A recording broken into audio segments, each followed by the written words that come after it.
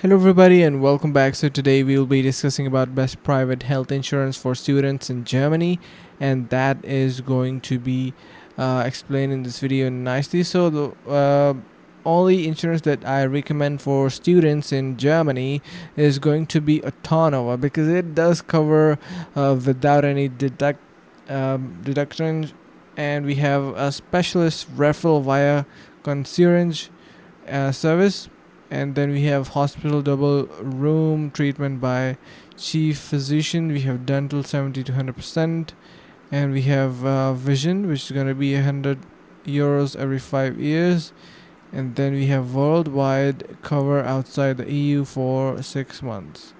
So if you are even a foreigner traveling, it is going to be covering you for 6 months, and everything in English and digital. So yeah, this is highly recommended. If you have a bit more budget, you can opt for their other plans as well, like for example the €127 ones, which is going to be covering you even more. So yeah, I hope this is going to be helping. Thank you so much for watching, and see you in the next video.